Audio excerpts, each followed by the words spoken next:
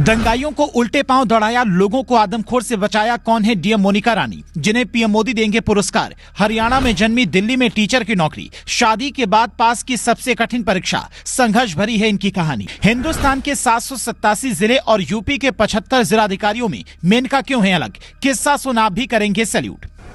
UP में एक से एक तेज तर्रार और सिंघम आईएएस आईपीएस हैं। कोई संभल से सच निकाल रहा है तो कोई महाकुंभ के सफल आयोजन में व्यस्त है।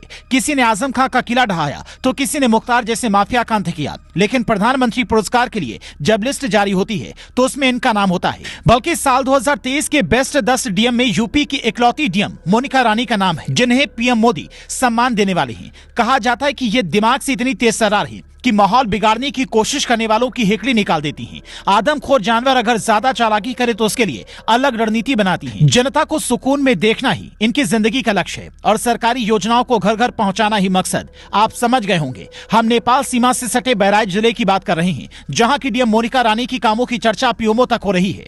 ऐसे में वो किस्सा जानना जरूरी हो जाता है जब इन्होंने दंगाइयों को उल्टे पांव खदेड़ दिया था। हालांकि कुछ लोगों ने इनकी आलोचना भी की थी, पर वो बताएं उससे पहले सुनिए मोनिका रानी आखिर हैं कौन और इनके संघर्ष की कहानी क्या है। कौन है मोनिका रानी? हरियाणा के गुरुग्राम की रहने वाली मोनिका बचपन से ही आईएएस बनने का सपना देखती थी।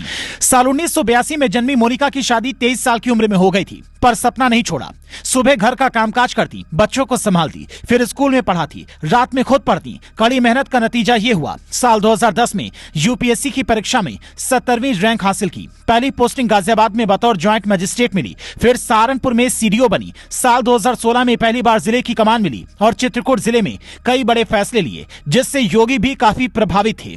नतीजा लखनऊ में यूपी इंफ्रास्ट्रक्चर विभाग का विशेष सचिव बना दिया गया। हालांकि बाकी अधिकारियों की तरह इनकी जिंदगी में भी कई बार उतार चढ़ाव आए। फर्रुखाबाद में बतौर डीएम पोस्टिंग मिलने के बाद वेटिंग में डाल दिया गया, लेकिन अपने कामकाज से इन्होंने जनता और सरकार की दिल में ऐसी जगह बनाई कि वेटिंग के बाद सीधा यमुना प्राधिकरण की सीओ बनी। और फिर साल 2023 में जब भेड़िया का आतंक बहराइच में छाया हुआ था, तब इन्हें वहां की डीएम बनाकर सरकार ने भेजा।